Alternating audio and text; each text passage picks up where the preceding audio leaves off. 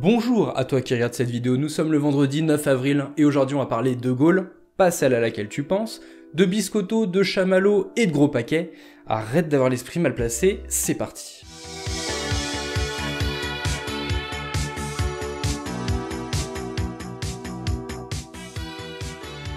On démarre l'émission du jour en te posant une question à toi, fidèle internaute qui regarde cette vidéo et qui est bien évidemment abonné à ma chaîne.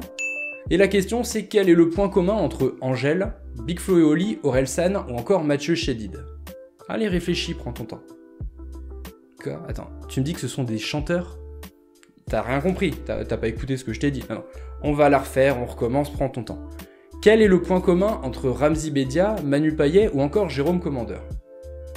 Tu me dis que ce sont des humoristes ? Mais tu m'écoutes pas. Bon, je vais pas perdre mon temps avec toi. Bien évidemment, tous ces noms, en fait, ce sont les principaux comédiens du prochain film Astérix. Le groupe Pathé Distribution vient d'officialiser le casting du prochain film de Guillaume Canet, Astérix et Obélix l'Empire du Milieu, un film avec une histoire complètement inédite puisqu'il ne sera pas adapté d'une bande dessinée et verra une histoire que nous ne connaissons pas encore.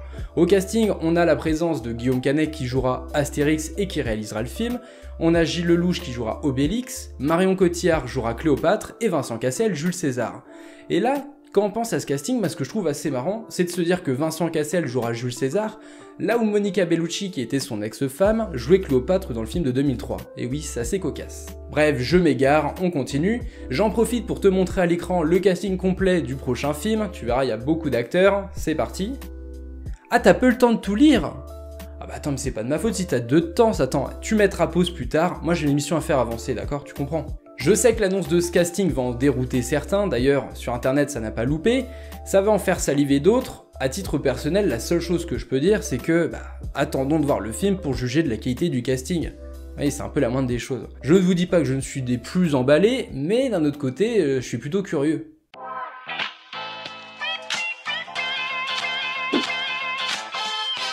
On continue l'émission du jour en vous partageant 3 photos d'acteurs badass. La première concerne l'acteur The Rock, qui est en pleine préparation physique pour le tournage de son prochain film Black Adam. Comme vous pouvez le voir, il n'a pas hésité à pousser un peu de fonte, vous avez vu ses cuisseaux, puisque le film Black Adam sortira normalement en 2022 sur nos écrans. Je vous en ai déjà un petit peu parlé dans l'émission, je ne vais pas revenir sur tous les détails, mais tout ce que je peux vous dire c'est qu'il sera réalisé par Jaume Collet-Serra. Une sortie prévue en salle l'année prochaine, un film super héroïque et d'ailleurs avec un antagoniste de légende qui sera incarné par Pierce Brosnan. Ça annonce du lourd, avec The Rock de toute façon c'est toujours du lourd, on verra tout ça. Les autres photos que je vous partage nous proviennent de l'acteur Jason Momoa, un autre acteur très musclé qui est actuellement en plein tournage de son nouveau film Slumberland. Dans Slumberland, Jason Momoa jouera le rôle d'une créature gigantesque et monstrueuse qui a des cornes et qui doit accompagner une petite fille dans un pays des rêves mystiques, elle qui est à la recherche de son père qui a mystérieusement disparu.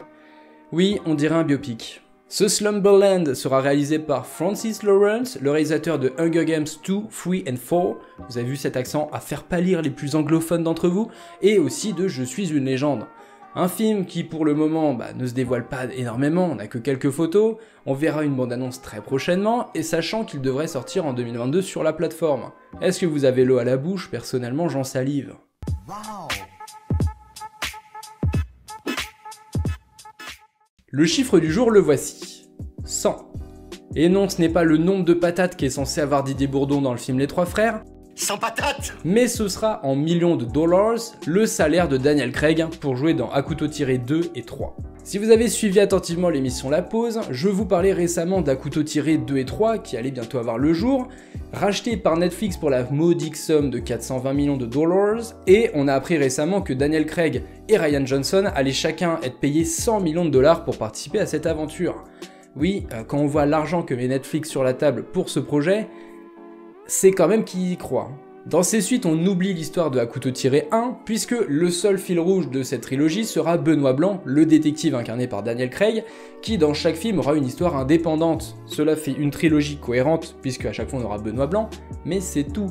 Et sachant que là, la production veut à tout prix un casting aussi fort que le premier opus, donc là reste à savoir qui interviendra, mais quand on voit Netflix qui n'hésite pas à mettre en place des castings vraiment 4 étoiles, oui, c'est pareil, encore une fois, l'eau à la bouche est présente. Et vous, Est-ce que vous avez aimé À couteau tiré? D'ailleurs, dites-le moi en commentaire, j'en avais fait une critique à l'époque, un film que j'avais énormément apprécié, que j'avais trouvé d'ailleurs même peut-être un des meilleurs films de 2019. Dites-le moi qu'on en débatte, allez, ça m'intéresse. Ce soir, c'est chef-d'œuvre. Mais oui, on a passé une bonne semaine ensemble, je me suis dit quoi de mieux pour clôturer cette semaine que de vous proposer la comédie Coco sur TF1 Série Film à 21h. Ce film de Gad Elmaleh nous raconte l'histoire de... Ah non, tu vas pas me la faire. T'as cru vraiment que j'allais te proposer ça ce soir? Cette grosse bouse. Non. On est là pour parler de bons films quand même. Non, le film que je te propose ce soir, et là je suis sérieux, c'est Blood Diamond sur Netflix. Trêve de plaisanterie, on redescend un petit peu d'aton, puisque là le film traite un sujet des plus sérieux et des plus sensibles, celui de la guerre civile qui a eu lieu à Sierra Leone à la fin des années 90, et plus particulièrement des diamants de guerre. Ces diamants de guerre, ce sont des diamants qui sont vendus de manière illégale et qui permettent de financer la guerre. Ils permettent d'acheter des armes et des munitions à des groupes armés qui les exploitent. Donc oui, quand je vous dis qu'on est sur un sujet sensible, il y a beaucoup de violence, il y a eu beaucoup de morts. C'est pas le film des plus gays pour ce soir, sachant que ça aborde une thématique qui s'est vraiment déroulée.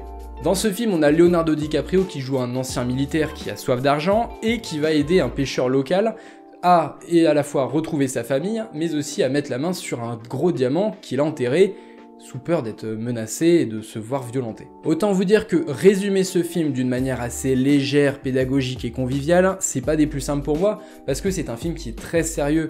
Je vous conseille vraiment de le regarder, mais toutefois si pour ce soir vous vouliez vous détendre, c'est pas forcément le film parfait. Mais par contre, honnêtement, si un jour vous avez 2h20 de dispo que vous voulez vous faire un film qui va vous marquer la rétine, bah allez-y, foncez, c'est sur Netflix. On peut se remettre en mode fun, puisque là on va parler du trailer de SOS Fantôme l'Héritage qui vient de sortir sur la toile. Un film d'ailleurs qu'on attend depuis l'été dernier, puis grâce au Covid qui a été repoussé au mois de novembre, et qui se veut être un reboot / suite de SOS Fantôme 2 sorti au milieu des années 80. D'ailleurs dans cet opus on aura une grande partie du casting original qui reviendra, oui ils sont un petit peu âgés maintenant, ils viendront avec leur déambulateur, puisqu'on aura Dan Aykroyd, Bill Murray, Sigourney Weaver ou encore Ernie Hudson qui seront de la partie.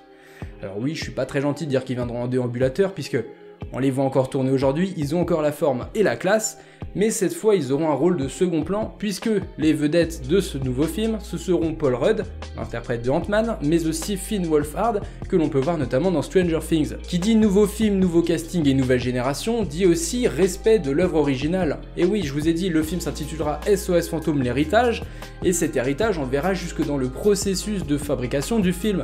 A l'époque c'était Ivan Reitman qui réalisait les films, et bien cette fois c'est son fils Jason qui assurera la réalisation de ce nouvel opus.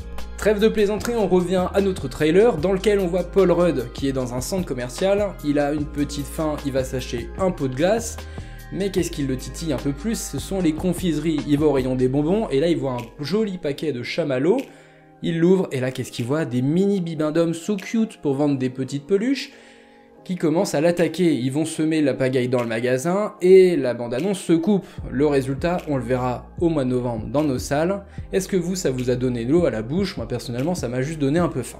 Et voilà, l'émission du jour est terminée, j'espère que ça vous a plu. Passez un agréable week-end, reposez-vous, regardez des bons films en pensant à moi bien évidemment.